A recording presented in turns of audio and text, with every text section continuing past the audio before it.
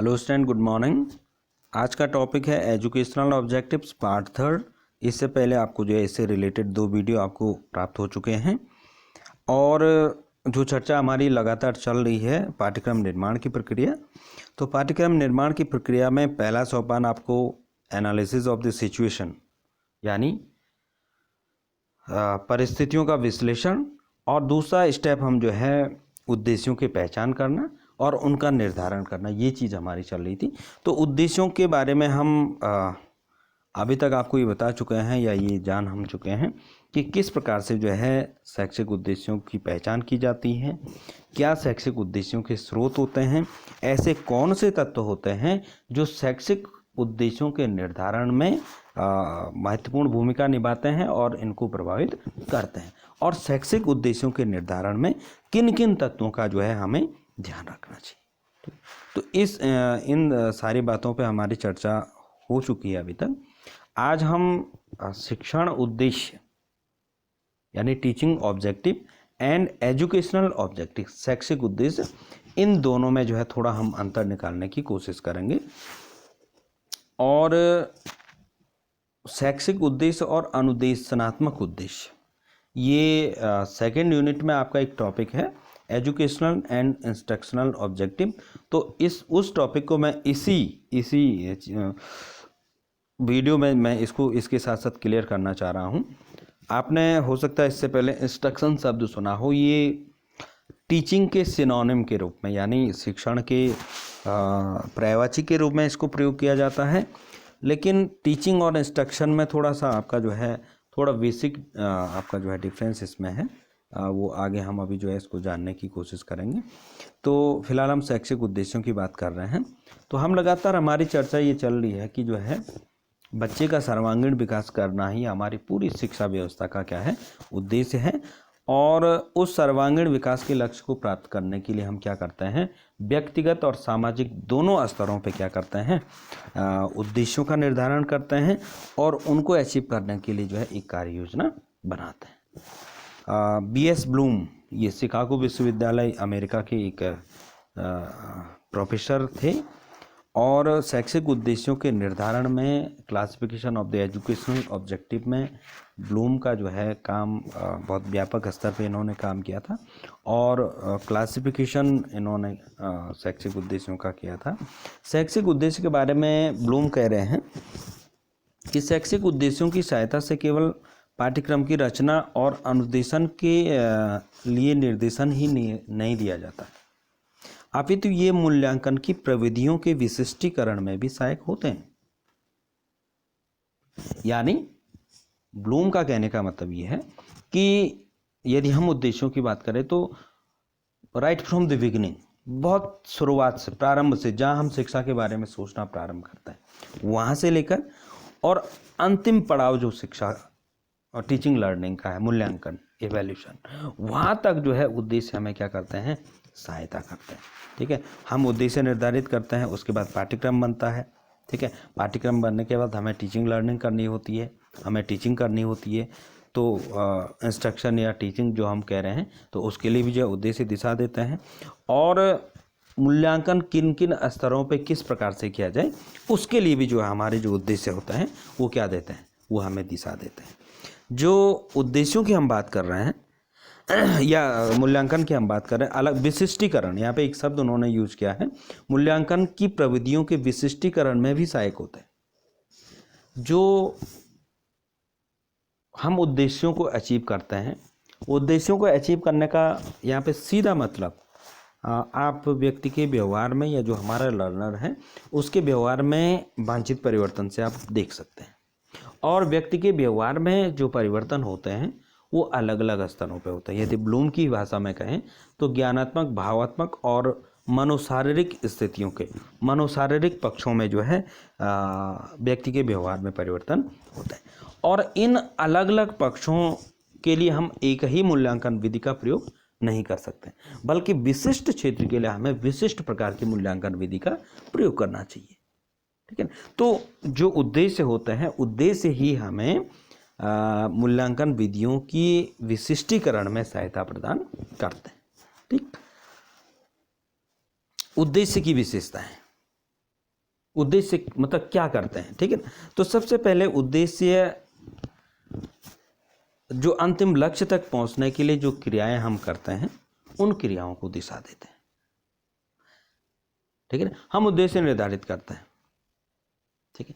उद्देश्य तक पहुंचने के लिए या उद्देश्य को अचीव करने के लिए we have to go through a process of activities, कार्यों की एक प्रणाली के तहत हमें गुजरना पड़ता, आगे बढ़ना पड़ता है।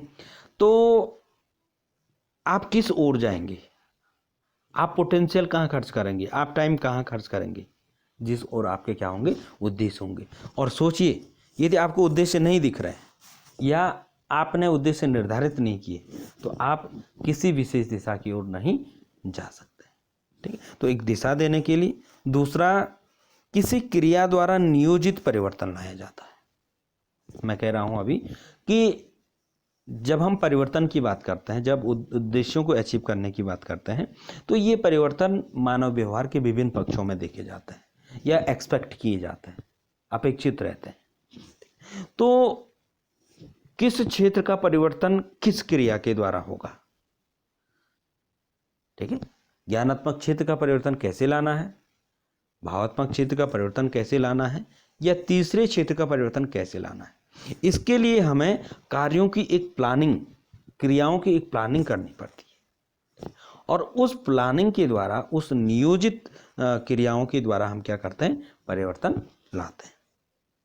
इनकी सहायता से क्रियाओं की व्यवस्था की जाती है। जब आपके सामने उद्देश्य रहते हैं ना, तो उद्देश्यों के द्वारा ही क्रियाओं की व्यवस्था की जाती है, क्योंकि प्रत्येक उद्देश्य अलग अलग प्रकार की डिमांड करता है कि आप मुझे, एक उद्देश्य ये कहता है कि आप मुझे तभी अचीव कर सकते हैं जब आप कुछ फिजिकल एक्टिविटीज़ करेंगे। एक उद्देश्य ऐसा कहता है कि आप मुझे तभी प्राप्त कर पाते हैं या कर पाएंगे जब आप कुछ मेंटल प्रकार की एक्टिविटी या जो है कुछ रीजनिंग प्रकार की जो चीज़ें हैं या कुछ तर्क वितर्क या कुछ रिफ्लेक्शन करेंगे, तो आप तभी मुझे अचीव कर पाएंगे। तो उद्देश्य हमें क्रियाओं को या विशिष्ट क्रियाओं को करने के लिए क्या करते हैं, प्रेरित करते हैं या बोध कराते हैं उन चीज़ों का कि आपको इस चीज़ के लिए ये काम करना है, ठीक है। तो ये उद्देश्यों की विशेषताएं होंगी। जब टीचिंग लर्निंग की बात आती है तो हालांकि यहाँ पे यदि हम ऊपरी तौर पे देखें तो शिक्षा के उद्देश्य या शैक्षिक उद्देश्य ऐसे सामान्यतः कह दिया जाता है, ठीक है। लेकिन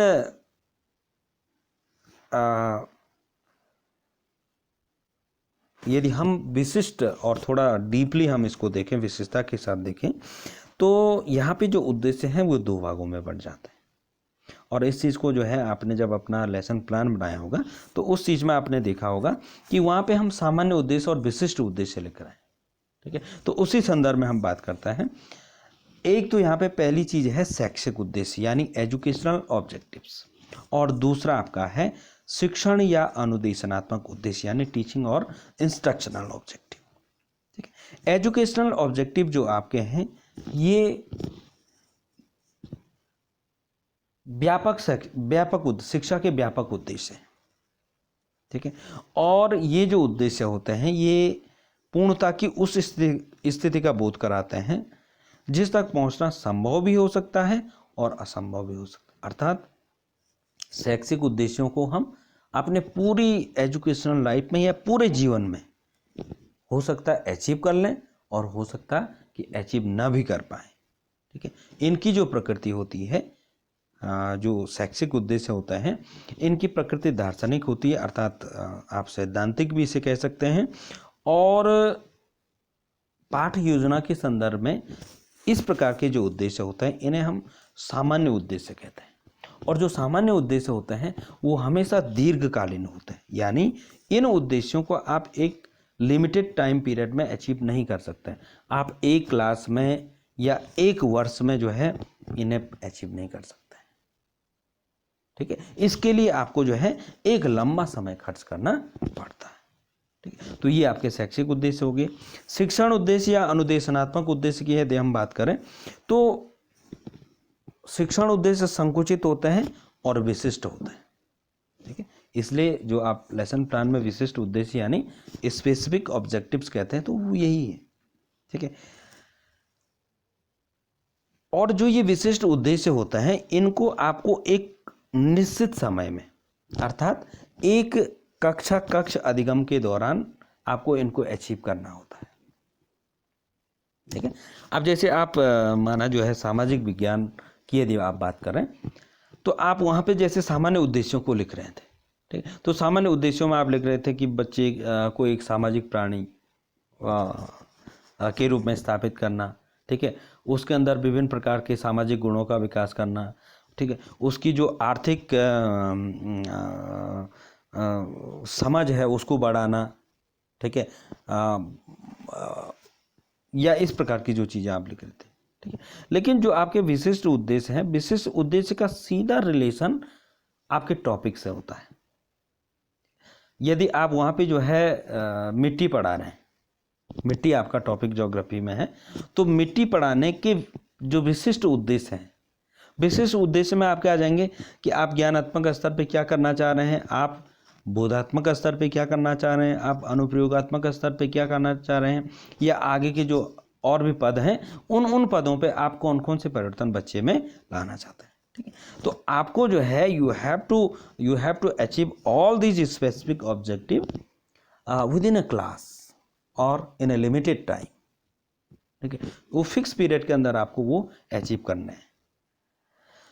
शिक्षण उद्देश्यों की जो इनका जो नेचर होता है वो मनोवैज्ञानिक होता है, साइकोलॉजिकल होता है, ठीक है। और शिक्षण उद्देश्यों को हम अनुदेशनात्मक उद्देश्य के नाम से भी जानते हैं, ठीक है। अब हम बात करते हैं अनुदेशन, ठीक है। अनुदेशन क्या है और टीचिंग क्या है, अनुदेशन और टीचिंग में अंतर क्या है।